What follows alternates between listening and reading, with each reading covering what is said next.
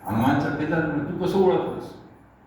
अरे इतक्या वेळ तू रामाला बोलत होतास, पण जेव्हा इतक्या वेळ बोलताना तू रामाचं नाव घेतलं नाही, पण ज्यावेळी तू रामाचं नाव घेतलं तेव्हा प्रभू रामचंद्र म्हणून घेतलं, असं फक्त हनुमानच करू शकतो. आणि अचानक कुठलाही मनुष्य माझ्या नंदीग्रामावर येऊन उभा राहू शकत नव्हता, तूच असू शकतोस याची मला खात्री आहे. तेव्हा तू मला ती बातमी दिली. बातमी मिळाली की उद्या सकाळी दुसऱ्या प्रहरापर्यंत प्रभू रामचंद्र, विभीषण, सुग्रीव आणि वानर सेनेसह, हनुमानासह, सीता आणि लक्ष्मणाला घेऊन उद्या सकाळी अयोध्येमध्ये आनंदाने वेढा घाला बोलत. ज्या गोष्टीची आतुरता 14 वर्ष लागली होती ते पूर्ण होण्याचा क्षण आलेला. निरोप गेला अयोध्येत. परत पहा काय परिस्थिती. प्रभू रामचंद्र येणार आहेत, पुष्पक विमानात येणार आहेत, त्यांच्याबरोबर वानर सेना आहे, त्यांच्याबरोबर हे 2 सम्राट आहेत त्यावेळेचे, की शिंदेचा राजा सुग्रीव आहे, लंकेचा राजा विभीषण आहे आणि बाकी लोक आहेत. तयारी कशी करायची? श्रीकांतला कल्पना, सरांना वगैरे सरांना कल्पना आहे. एखादा छोटा कार्यक्रम करायचा म्हणला तर त्याच्या मागच्या सगळ्या गोष्टीची तयारी करताना किती धावपळ होती. इथं तर काय, पहिलं पुष्पक विमान उतरवायचं कुठं, त्या उतरवण्यासाठीची जागा शोधणं, त्या जागेची साफसफाई करणं, त्या जागेची सुरक्षा पाहणं, त्यानंतर किती लोक येणार आहेत, जे जे मोठे लोक आहेत त्यांच्या हिशोबाप्रमाणे त्यांना कोणत्या कोणत्या दालनात ठेवायचंय, काय करायचंय. जी वानर सेना येणार आहे त्या वानर सेनेला अयोध्येतल्या लोकांनी आधी पाहिलेलं नाही. त्या वानर सेनेनी पण राम लक्ष्मणाशिवाय इतर जे मानव आहेत त्यांना पाहिलेलं नाही. अशा परिस्थितीमध्ये त्या वानरांना अयोध्येतील लोक कुठल्या दुसऱ्या प्रकारचा त्रास तर देणार नाही. त्या वानरांचं खाणं पिणं काय, त्यांना कशा पद्धतीने जेवण द्यायचं, कारण अयोध्येमध्ये स्वागत आहे, अयोध्येच्या हिशोबानेच व्हायला हवं. हे होत असताना रावण मारला गेलाय, कुंभकर्ण मारला गेलाय, इंद्रजित गेलाय, अतिकाय गेलाय, देवांतक गेलाय, नरांतक गेलाय, इतके सारे राक्षस मारले गेले व त्या राक्षसांचे बाकी प्रतिनिधी अजूनही पृथ्वीवर फिरतात. यांच्यापैकी कोणी अशा वेळी हल्ला तर करणार नाही, हे पाहण्याची जबाबदारी पण आहे. त्याशिवाय 14 वर्षांनंतर राम अयोध्येला परत येणार आहे.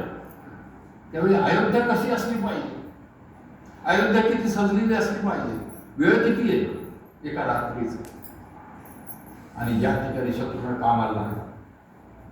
पहिल्यांदा मंत्र्यांची मीटिंग झाली, पहिल्यांदा सुरक्षेचा आढावा घेण्यात आला, त्यानंतर ते जागा साफसूफ करणं याच्या गोष्टी झाल्या, त्यानंतर त्या ठिकाणी सगळ्या गोष्टीची तयारी सुरू झाली.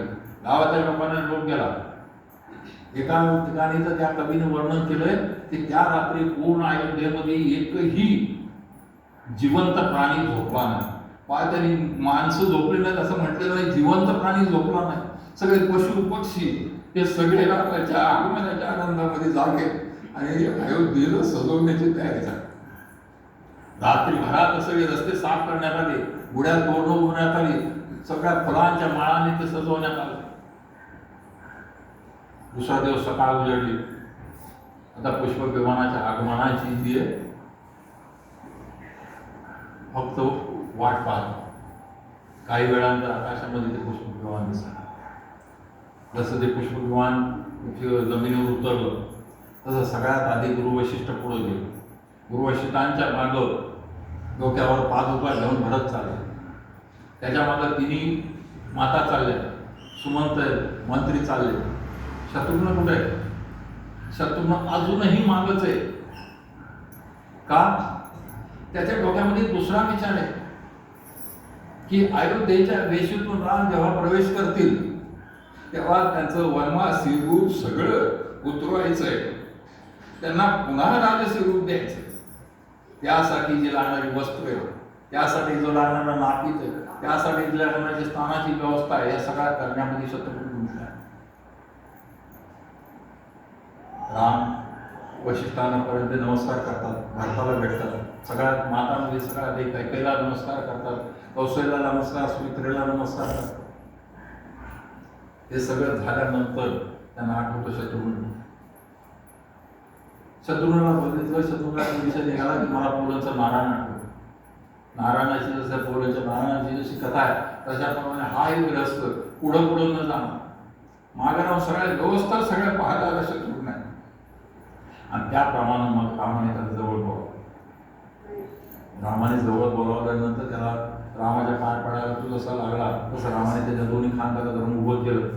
त्याला आपल्याकडे असे लावलं, लोकांनी मिठी मारली आणि रामाने त्याला म्हटलं, शत्रुघ्ना, तू मातेचा जो आदर केलास त्याचा मला खूप आनंद वाटला. त्याचा एक संदर्भ चित्रकूटावरून जेव्हा परत यायची वेळ आली, चित्रकूटावरून परत येत असताना भारतात सिंहासनावर पादुका ठेवून राज्य करणार आहे, परंतु रामाने शत्रुघ्नाला जवळ बोलावलं. जसं रामाने शत्रुघ्नाला जवळ बोलावलं तसं सगळ्या लोकांना वाटलं की राम शत्रुघ्नाला बहुतेक हा उद्देश करणार की तू भरताला राज्य करण्यासाठी मदत कर. रामाने तसं काही सांगितलं